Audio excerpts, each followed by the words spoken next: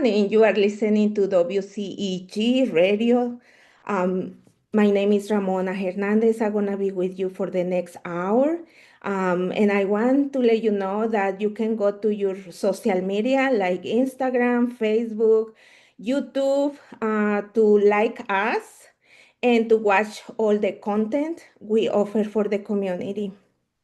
And today I'm gonna talk, well, we're gonna have a conversation about an issue that is very important for all the communities and every one of us, that is mental health, and also how, how we work with that, especially on our teenagers and children, because now every environment is different, but it's the same.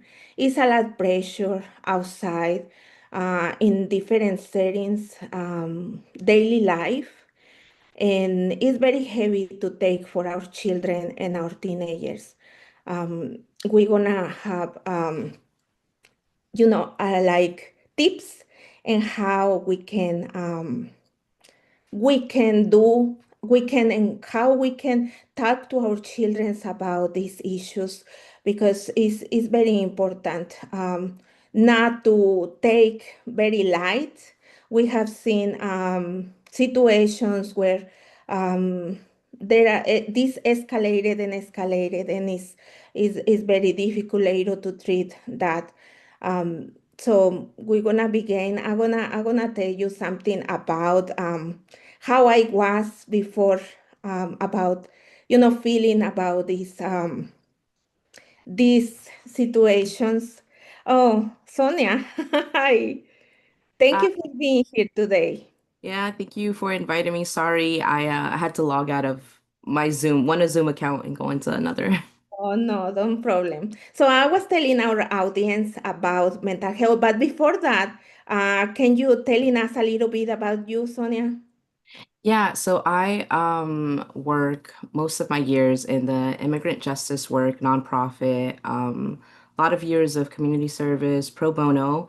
But outside of my professional role, I am also a mom, second generation, and a mom of six kids, so we're a blended family. So a lot of dynamics, a lot of topics, a lot of personalities. Originally from New Jersey, but I have over 17 years in Georgia, so just a little bit about myself.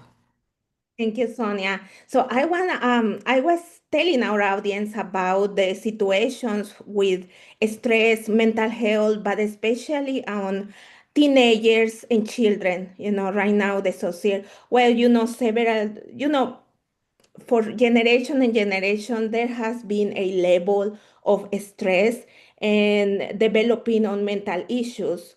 I was talking about, specifically for me, my point of view before, because on the past, on my generation, I remember that we don't have these issues like very strong.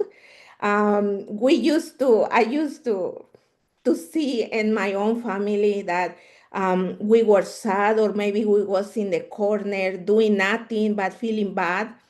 And I remember my father got us the sweep or the bucket, and go clean, go do something. You have to, do something and not be thinking. You have to move. And that way we grew. Don't put attention to the feelings. But everything changed when I become mom and I see my children stressing for things and feeling like me in some point. And at the beginning, I didn't put attention. I wanted to follow what I have been learned. You have to do this. Let's go to what? Let's go to do this. So I tried to distract their mind, but didn't want to accept that mental ill is growing few by few, and until I had an experience with my old daughter, and made me realize that it's important to keep that and to treat that, you know. So that was my experience, but I want to hear about you as a mom, looking your children's growing. Yeah, so very similar to you. My parents, right, in the house that I grew up in, um, like mental health wasn't talked about. That was never a subject that we ever brought up, and maybe that they didn't even believe in, right? And it's not like all families, but maybe in some Latino cultures growing up with older generations, like you said, hey, go get a, for me, it was like, go get a book or go to the park or go play.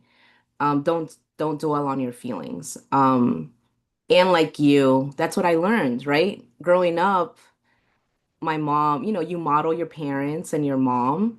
So when I started having my kids, I saw a lot of similar patterns until I was like, no, maybe there's a better way. And I think for me, it was a lot of self-education, reading articles, reading like psychology, understanding how the brain works in children and teenagers. And um, that helped me a lot, like the self-education to try different methods on the kids. And for me, um, something that kind of is very interesting is that out of all the kids, they're all so different, right? So we have five that currently live with us and one that doesn't. But out of the five, they're so different. So for one kid, right, when he's feeling, one of my sons, when he's feeling a lot of feelings or is very overwhelmed, kind of like talk therapy helps. Hmm. Sitting down, let's talk about what you're feeling, what caused it, what can we do? Um, and my daughter's a little bit different. For her, I kind of just have to listen. She understands, right? Um, her feelings. She can understand where they're coming from. She understands what to do. She just wants me to be there. And I think a few years ago, we actually normalized having therapy in the house. And some kids are in therapy right now. They have talk therapy where they have a safe space where they can talk if they want to. And for me as a mom, that was a little bit hard. I was like, why can't you talk to me? I'm your mom, because that's how my mom was, right? My mom's like, tell me everything. I'm here for you. I'm your friend. And I'm like, no, like you love me. I love you, but you don't have to be my therapist. So kind of normalizing and learning. Um, and if I don't have all the answers as a mom, so accepting that and saying, let me go ask someone, right? Someone in my network, a professional, um, the internet to like review doctors, my pediatrician, and maybe giving them, right, the resources that they need. But yeah, that's a little bit like of how we have navigated that, I think, throughout the years.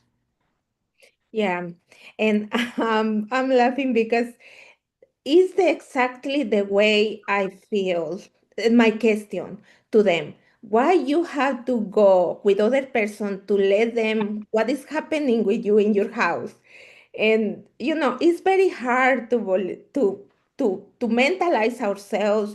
Me as a mom coming from that generation, um, yeah, it was very hard. But it's what happened, really, what happened to many households. And we are not accustomed to provide those spaces and to respect, the decisions for a person to go to other places.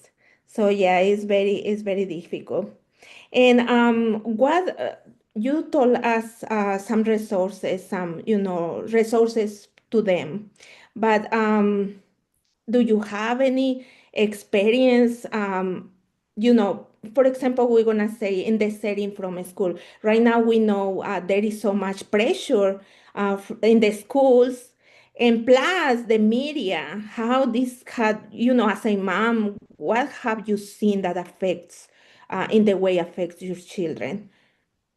Yeah, so I think it's like I said, for each each kid it has been different, but one child in particular, I think mental health wise, there's a lot of a few years ago, a lot of pressure, like peer pressure from other kids.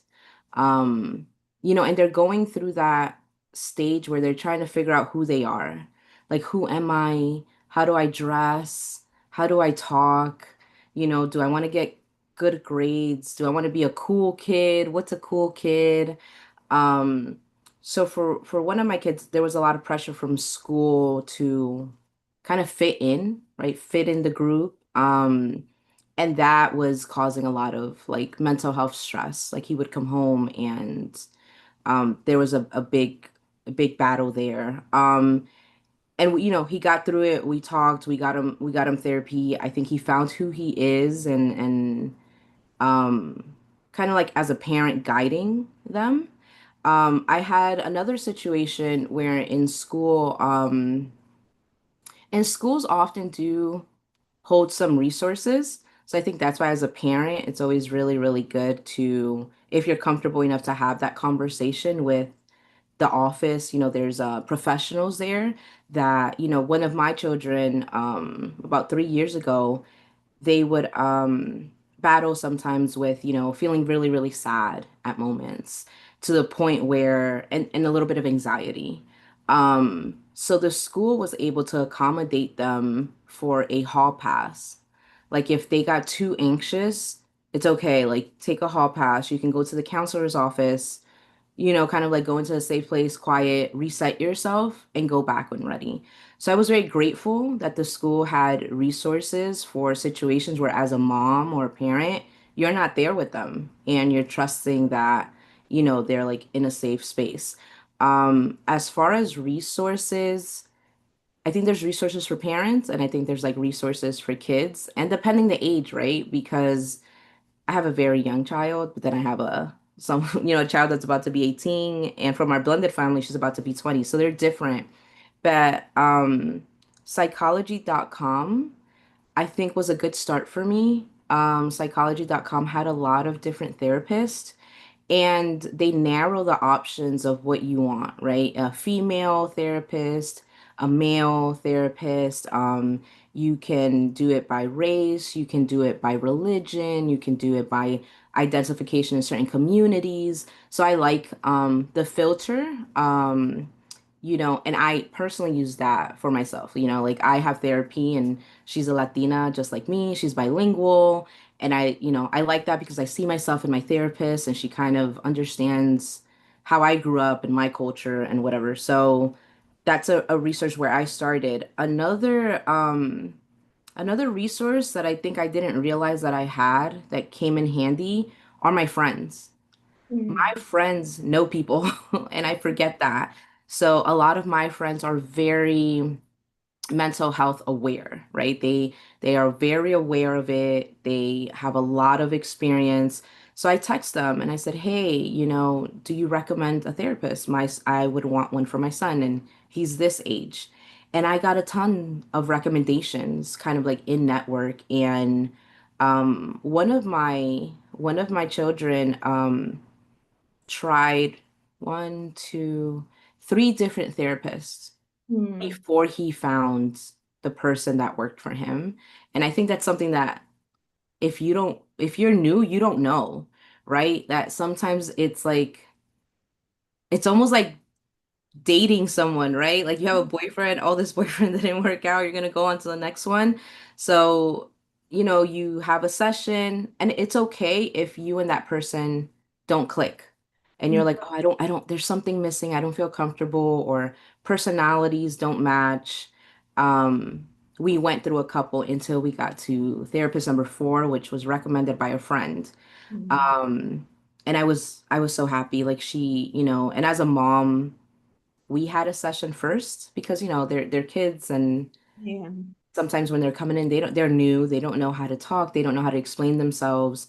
And she was great as a mom. She answered a lot of my questions on understanding therapy, the tools and the resources, um, and a bit of like privacy for your kids. Like, I'll bring you in when it's an emergency, I'll bring you in you know, excuse me, if anybody's like hurt or like if any of those, I will reach out, but your kids do have a level of privacy there.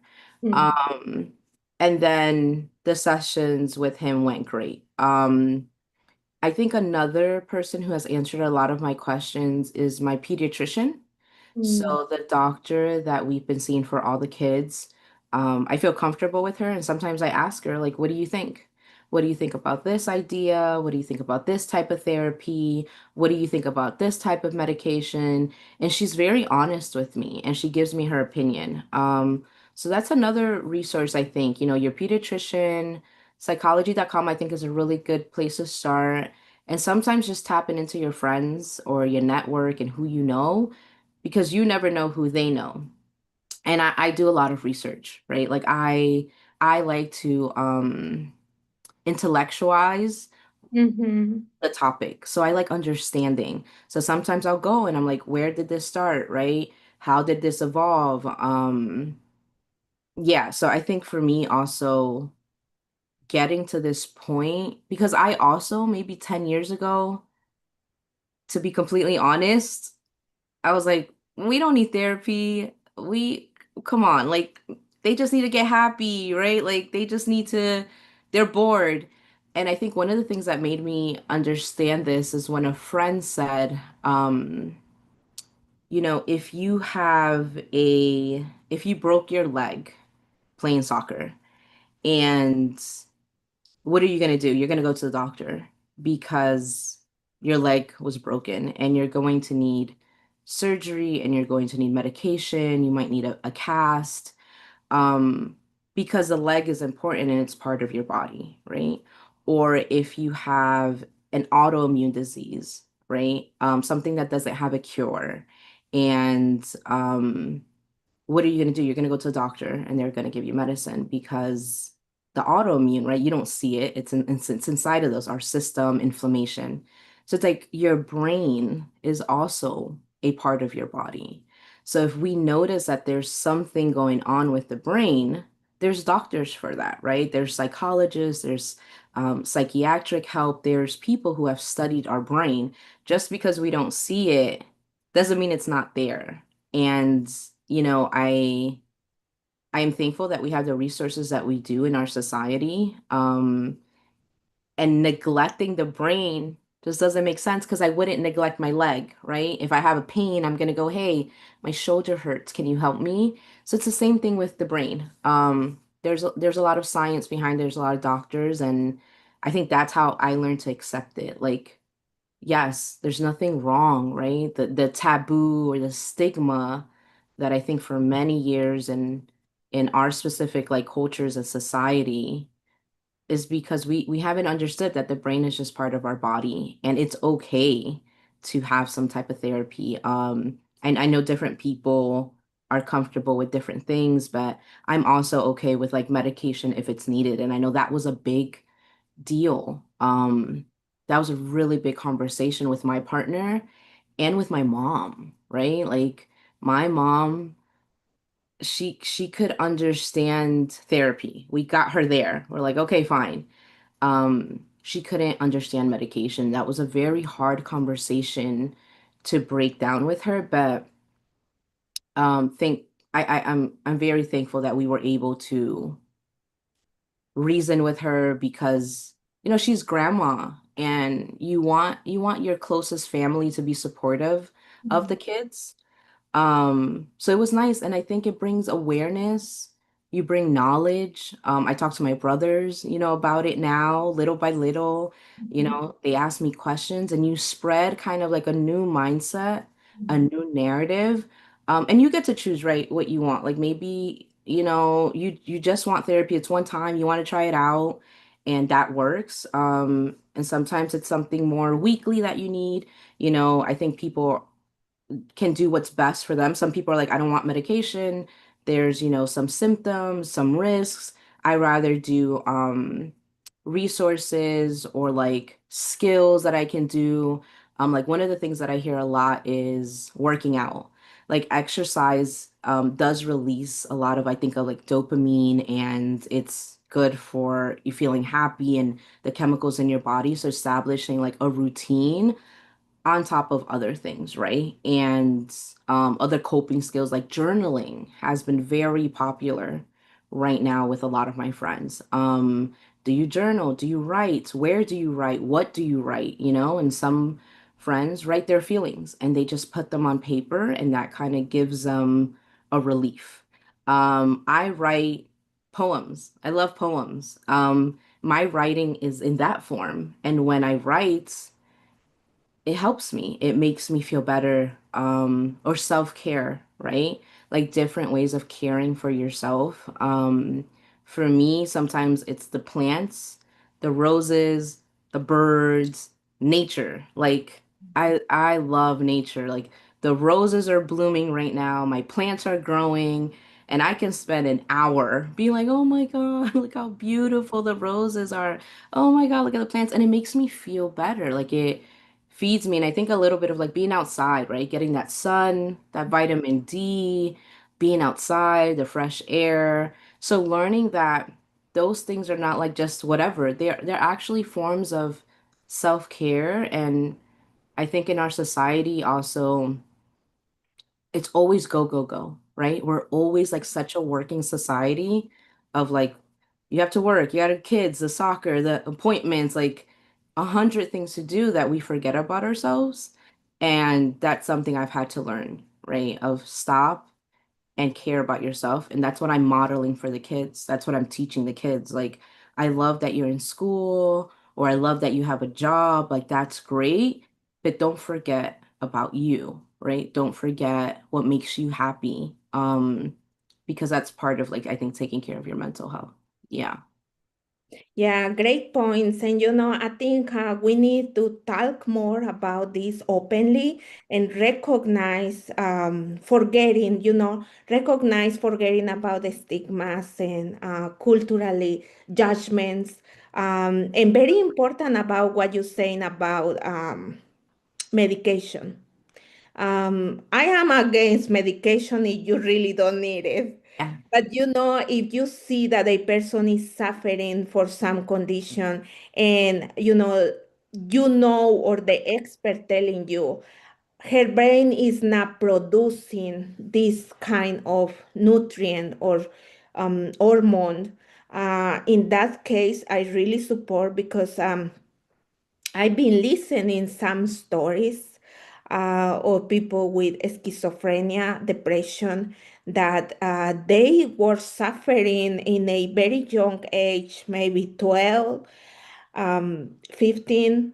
And then when they got into the adult age, it's late because the parents didn't want to take to give them medication. And being an adult with a condition is very hard to maintain or equilibrate because now the brain has been more damaged, and the medication would be able to at least helping to produce that your brain what your brain needs. And yeah, there is so much things about it, and I think different communities, especially minority communities like us, we need to be more openly. Gladly, I feel that more people has been flexible to recognize or at least give a try, to my child to take therapy or you know, follow with a medical, you know. And I would like to talk about, we work on the same environment. And now we have seen a lot children and young children, teenagers in the immigrants community, not only Hispanic, Latin, but, Asiatic, African communities that is a very high increasing on these mental issues due it to the situations. Can you tell us a little bit, because I know you're dealing too with a lot of families. Yeah, it's it's really sad, you know. I think already in our country, the mental health system, I don't know if it's broken or if it just was never set up um, to actually help children, let alone adults, but children. And through some experiences that I've been through where it's so hard to get the resources that you need sometimes. Like it's not available. Um, and how do you get mental health help? And that's for me, right? Someone who was born in this country, someone who knows English, a professional that's educated, that understands maybe high complex terms. And I still found that it was difficult for me to understand the resources I had in my community for my children. Now, I can't even begin to understand how hard it is for parents who are coming here for the first time. You know, they struggle with like learning a new language, learning a new culture, trying to assimilate to the community or the neighborhoods they have, on how to even recognize the need for these children now, right? And now the children themselves, I it's just really sad. I think the psychological trauma of seeing a parent taken away from you, or having to live in fear or in the shadows is tolling on that child, right? Of being scared of going out the house or going to school or coming back every day, and is my mom here? Are my parents here? Are my friends here? Um, and it's really sad because I don't know who's going and providing those resources and that help for these kids. And I'm telling you, I have my own children. I don't know. Um, I can't even imagine how hard that is for a child to live like that, to live in fear.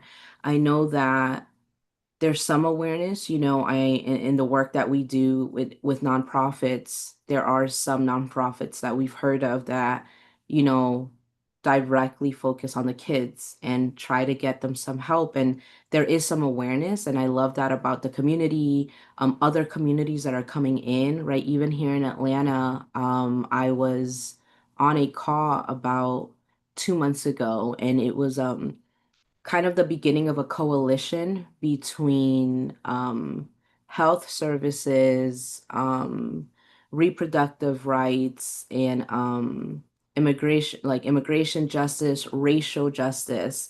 And there was a lot of different nonprofits who wanted to work together in Atlanta and Metro Atlanta to figure out where's the need, right? How do we come together and serve our community? And one of the topics were the kids, right? Like who is taking care of them, who is focusing on their mental health, who's providing these resources. And then even when you find sometimes resources, how do you finance that, or how do you pay for that, or how do we cover that? So in that space there's a lot of pro bono services that were talked about, which I'm grateful for so much, where we have professionals do pro bono free services to help the communities that sometimes might not be able to afford it, right?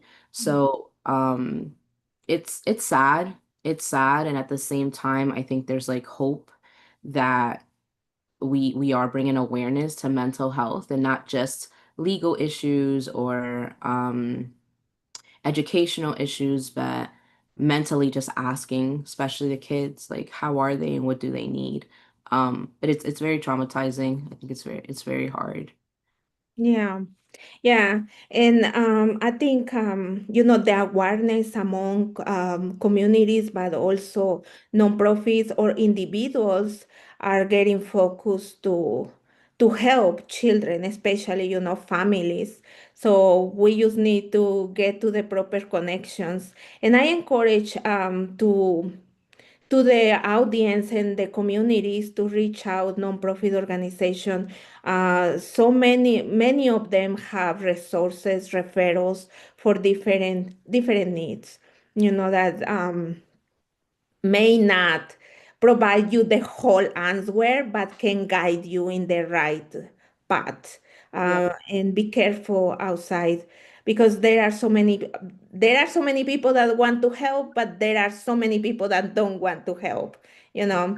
So Sonia, I appreciate so much the time you provide to us and to be here today. So now we're gonna pass to talk with our Hispanic Latin community en español. Um, Sonia, mucho gusto de que estés aquí con nosotros. Hoy estamos hablando de la salud mental, qué importante es y cómo nosotros lidiamos como mamás con esta situación. ¿Nos puedes decir, te puedes presentar, por favor? Yeah, so un poquito de mi persona es que trabajo en la área de organizaciones sin lucros, muchos ayuda para los inmigrantes o justicia para los inmigrantes, muchos años de servicio a la comunidad y ayudar como he podido. Pero nací en New Jersey, pero tengo más de 17 años aquí en Georgia. Soy una mamá, tenemos 6 hijos, entre yo y mi esposo. 5 viven con nosotros. Muchas historias, muchas personalidades en la casa y un montón que he aprendido como mamá y de la salud mental y muchas más cosas, pero eso es un poquito de mí. Yeah. Sí, y como dices, como mamás nunca vamos a ser perfectas y nadie nos enseña a ser mamás. Y muchas veces ocurren situaciones en las que no estamos listas para lidiar o lidiamos de la manera en la que nosotros mismos aprendimos por nuestros padres. ¿Cómo ha sido tu experiencia? Porque como dices, muchas personalidades actúan diferente y piensan diferente. ¿Has tenido experiencias o si las has tenido, cómo has lidiado tú con esas experiencias con tus hijos referente a la salud mental? Yeah, so creo que como usted sabe, yo crecí en una casa hispana con padres inmigrantes y cuando a mí me criaron no se hablaba de la salud mental, right? Eso no era una conversación que íbamos a tener con mi mamá, con mi papá, con mi abuela. Um, es casi como que no existía o lo ignoraban, ¿verdad? Nos decían cosas como ve a leer un libro o estás aburrida y vete a jugar afuera o am, nunca, eso creo que fue tal vez una de las cosas más difíciles como mamá ahora, que cuando me hice mamá, traté de criar los niños igual de cómo me criaron a mí, pero algo como que no, digo, no, creo que puedo hacer esto un poquito mejor, maybe si los entiendo un poco, hablo con ellos o los trato de entender o darle tiempo. Pues así comenzó y creo que como mamá he crecido mucho, ¿verdad? No soy la misma mamá de hace 10 12 años de la que te está hablando ahorita, a veces le doy mucha paciencia a la gente, le damos mucha gracia porque no es algo que de un día a otro es fácil de aprender tanto y dejar también lo que se aprendió por tantos años que está creo que tan metido en nuestra cultura.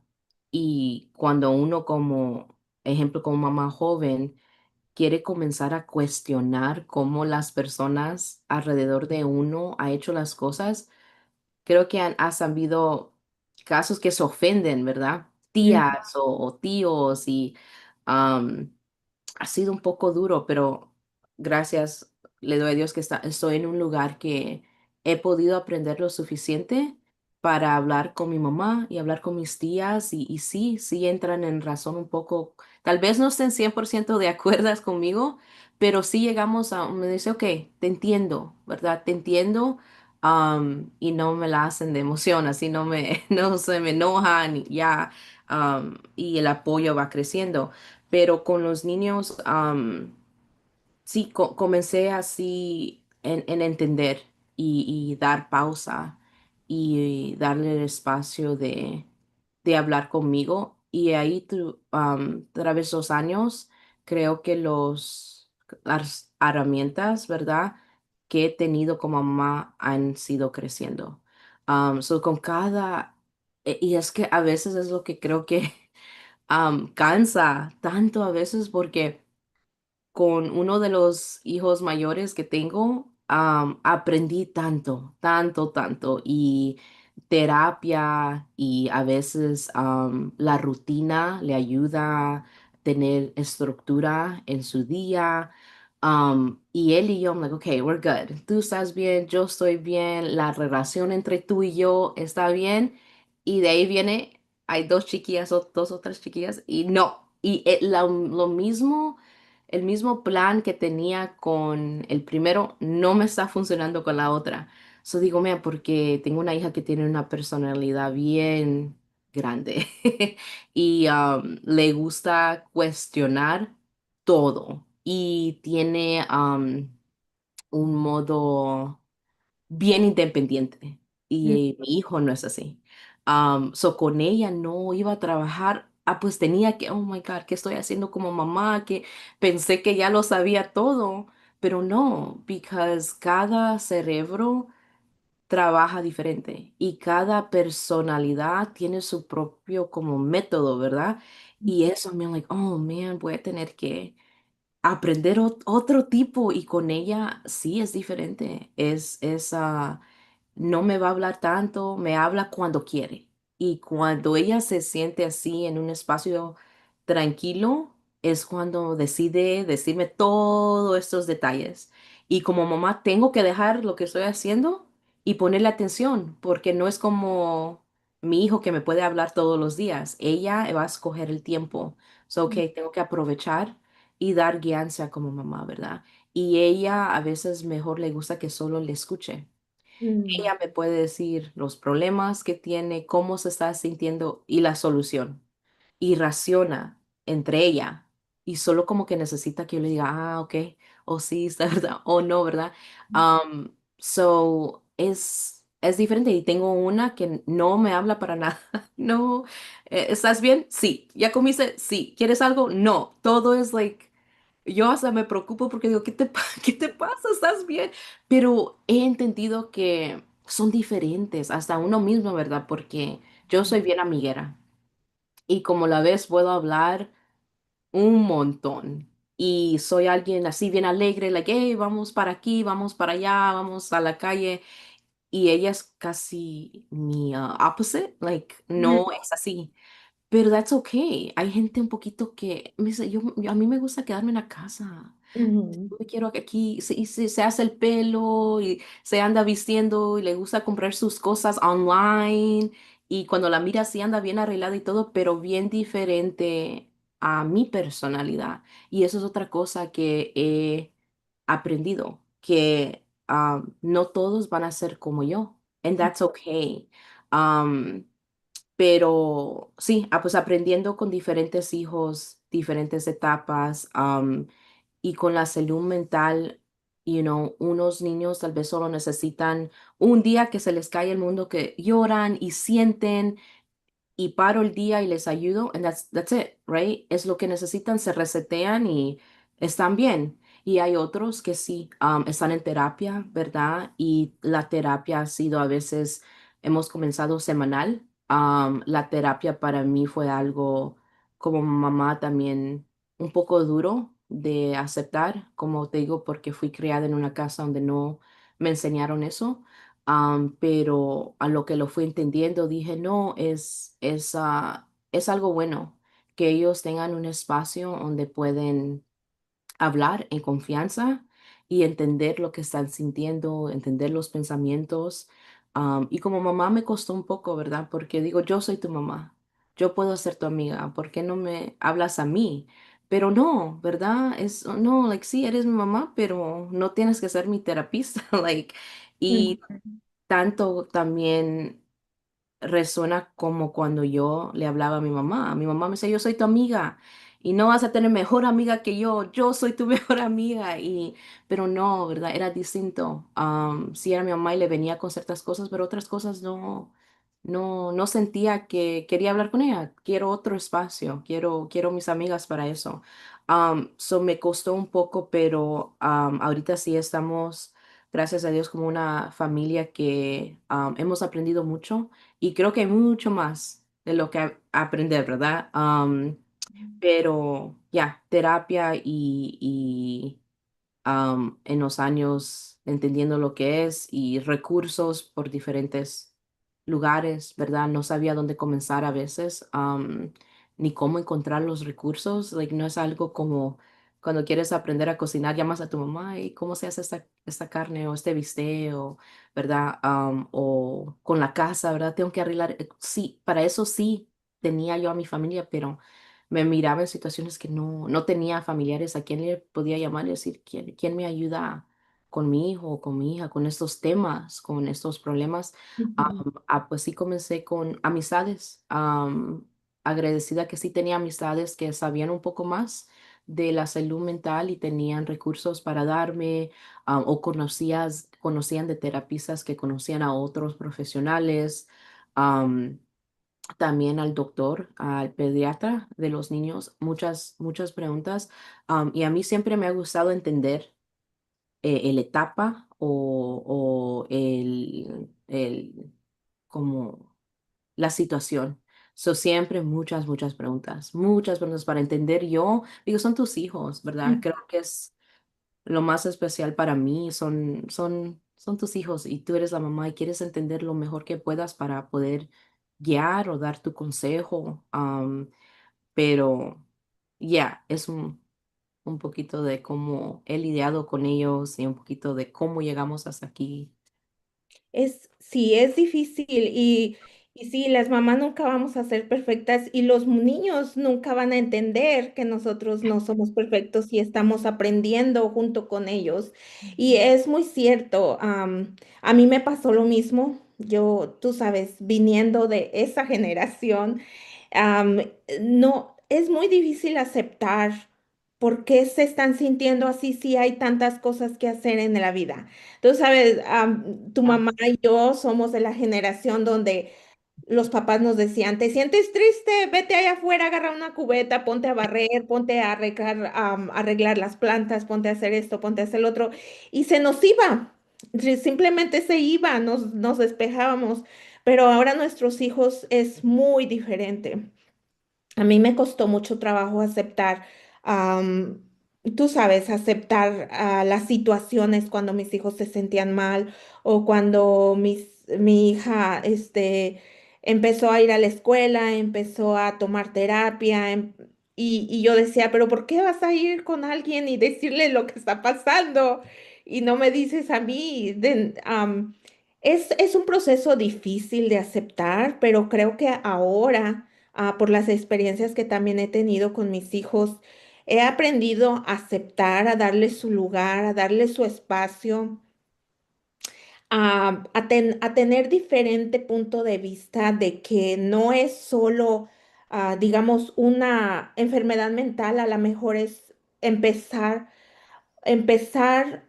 por un sentimiento porque siempre es un sentimiento el que detona todo. Y si no ponemos atención, he visto situaciones en familias, en niños, donde la familia solo minimiza el sentimiento del niño y va escalando poco a poco, sin que siquiera darte cuenta, va escalando de una tristeza a sentirte desganado, a una depresión si no se cura una depresión o tú sabes alguna otra condición como la esquizofrenia o paranoia. Y tú sabes, es cuando de repente nos damos cuenta de que no era nomás que estaba a lo mejor desnutrido o a lo mejor le faltaba vitamina o a lo mejor algo le había pasado y se sentía triste. Y es difícil llegar a ese punto de aceptación. Y creo que nuestras comunidades hispanas, latinas y minoritarias, no nada más a nosotros, pero la afroamericana, la asiática, está ese estigma de querer esconder, o tengo mi hijo, mi sobrino, mi papá tiene un problema. Creo que eso también contribuye mucho a no aceptar, a no abrirse a tomar recursos, para resolver, tú sabes. Y ojalá, creo que ha habido un gran desarrollo entre familias hispanas de esta generación donde se han abierto un poco más, pero creo que todavía falta más, falta más a lo mejor darse cuenta de que no es simplemente una tristeza o no es simplemente que a lo mejor se le afiguró mirar algo o se le afiguró escuchar algo, es eh, solo para estar seguros checar y poner atención en eso. ¿Y cuáles fueron los recursos que tú utilizaste? Porque es difícil encontrar recursos que de verdad le sirvan a uno.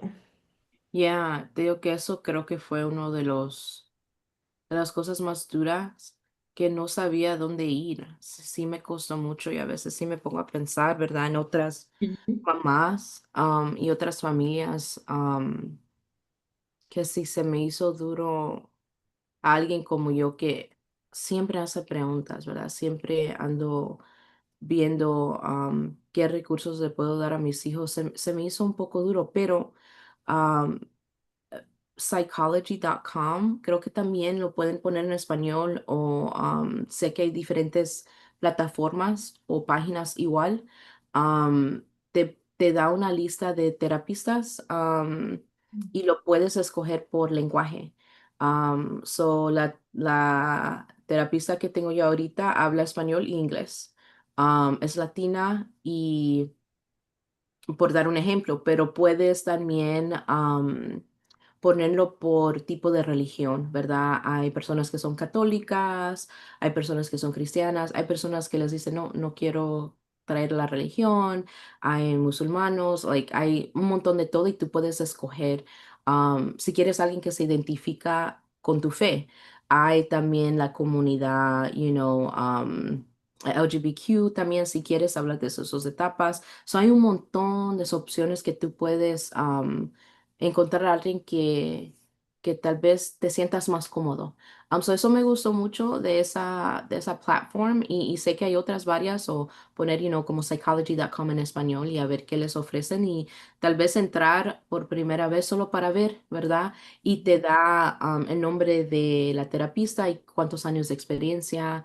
Hay también reviews que dejan si la recomiendan o no lo recomiendan, con qué grupos trabajan. Pero aparte de eso, también usé como mi comunidad, mis amigas, mis amistades.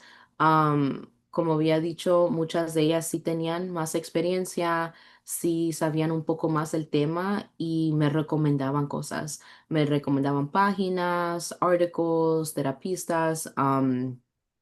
El doctor, como te dije, de los niños, la doctora me ayudó a contestarme muchas preguntas que tenía como mamá. Y así comenzó con los recursos y de ahí poco a poco uno va como conectando a ver qué le trabaja y qué no. Otra cosa que fue bien importante con aprender, que era nuevo, es que, por ejemplo, uno de mis hijos comenzó terapia, pero le tocó cuatro diferentes doctores o tres diferentes hasta que llegara al cuarto. And that's okay, ¿verdad? El primer terapista no, que iba y hablaba, pero no miraba yo cambio y le preguntaba, me sabes que me da igual, me dice. Y de ahí comenzamos con otro y la señora bien chévere, bien amable, pero tampoco no le miraba que él se desahogaba, Eso. like, like a un nivel más hablar, solo hablaba de cosas así Ujú. ah, generales hasta que llegamos a esa cuarta terapista y fue por medio de una amiga de una amiga. Tenía una amiga que me dice, mira, fulana de tal, que la conocí una vez, creo que sabe de alguien. Y casi no la llamaba, pero no llamé y incluso hasta estaba bien ocupada. Me dice, no, no creo. Y le dije, no, por favor, me ha costado encontrar a alguien y usted es recomendada. Hicimos una sesión entre mamá. y terapista primero que a mí me gustó mucho porque te da a ver si le tienes confianza, te pueden contestar tus preguntas y gracias a Dios, mira, creo que ya han sido 2 años y una maravilla, se lleva muy bien con ella, ha encontrado un lugar donde él se puede desahogar un poco más, y todo me viene, me lo dice, ¿verdad? Sí hay un privacidad, o maybe no me dice todo, pero tengo que confiar también que a lo que van creciendo también son las propias decisiones de ellos que, ¿verdad? Porque ya van a ser adultos y no voy a estar con ellos Sí, es con cierto. con un poco de los recursos Qué que bueno. Y son buenos recursos y a tomar en cuenta. También, como decíamos antes, un buen recurso es siempre acudir a las organizaciones sin fines de lucro. Muchas de ellas tienen referencias, nada más legales o de vivienda, pero también médica, de salud mental. Y a lo mejor no es una respuesta que quisiéramos tener muy, tú sabes, no muy específica, pero es una guía, al menos algo en la mesa para seguir adelante y tratar de remediar esto. Y el tiempo se nos está yendo, pero antes de irnos y dejar a nuestra comunidad hispana latina, quiero recordarles que es tiempo de votar. ya. Estamos en el tiempo adelantado para votar. Aprovechen este tiempo. Y como hoy estamos hablando de la salud mental, las votaciones cuentan no nomás políticamente, pero también poner personas en lugares que apoyan lo médico, la vivienda, la electricidad, los recursos. Entonces, si no pueden votar, animen a sus hijos, a sus tíos, las personas que pueden votar. Es muy importante. Y hago este llamado porque ahora más que nunca es importante levantar nuestra voz y cambiar cosas que no debieron cambiar tan drásticamente. Y también dejarles saber. Muchas gracias por estar esta mañana con nosotros en WCEG Radio. Es muy apreciado si ustedes nos van a dar like a Facebook, Instagram, a YouTube. Y recuerden siempre las opiniones o conversaciones por este medio no son responsabilidad de WCEG, solo de los presentadores. Muchas gracias, los esperamos ver. Creo que vamos a un receso hasta septiembre. Nos vamos a volver a ver si Dios y les deseo lo mejor. Deseo también que esta conversación haya sido de ayuda para cambiar un poquito nuestra mentalidad sobre las enfermedades mentales, que yo siempre digo, no son enfermedades mentales, son condiciones mentales. No todos somos iguales, no todos vamos a responder igual a la vida o a las situaciones. Y como mamás especialmente necesitamos aceptar dejar a nuestros hijos abrir los horizontes y a encontrar comodidad en su propia vida. Porque como siempre digo a mis hijos a veces y en muchas situaciones, yo no voy a estar para siempre y ellos deben de aprender a tomar lo que les sirve o lo que no les sirve, pero siempre tienen que tener la mentalidad de ayudarse ellos mismos personalmente en su mente y en su salud a que estén bien, Ya. ¿verdad? Y es el deseo de todas las mamás, creo. Y es duro y difícil, pero se puede hacer. Sonia, te agradezco mucho que hayas estado con nosotros una vez más y abrirte de esta manera con nosotros. Y ¿tienes algún mensaje para nuestra audiencia? No, sí, claro. Lo único es que se recuerden que next weekend es Día de las Madres Sí, y salió en etapa, ¿verdad? Y a veces no sabemos lo que pasan las mamás en tratar de entender a sus hijos, ¿verdad? Y damos, yo sé, Ramona, yo y usted y muchas mamás daremos la vida y qué no hacemos para que nuestros hijos sean felices, ¿verdad? So recuerden a sus mamás el próximo fin de semana, compren en sus rosas, sáquenla a comer, díganle, llámenle si está lejos, ¿verdad? Llame a mamá y dígale cuánto le ama porque mamá, ¿verdad? Solo hay una. solo hay una y hay un momento, sí, cierto. Well, thank you so much for being here. Remember, the comments and conversations are not responsibility for WCEG radio. I thank you so much this morning, our audience, for being here this morning. Sonia, thank you so much for being here. And before we leave, remember, you need to go to vote to change. You need to raise your voice. And now is the time. If you are not able to go to vote, encourage your friends that can vote, your family that can vote. Um, do you have a last comment, No, Sonia? other than Mother's Day's next weekend. So call your moms, right? You only got one mom, and moms do a lot, and we're trying to understand on many topics. But early Mother's Day to you, Ramona, and all the moms out there. Thank you, Sonia. The same to you. And yes, this is the month to honor your mom. Talk to her, praise to her, and bring her happiness on the day, on the whole month, the whole year. Thank you so much to Thank our you. audience. We're gonna take a break, I think, until September, but we hope to have a like for us for the platform WCEG Radio on Facebook, Instagram, YouTube, and other platforms. Appreciate it. Have a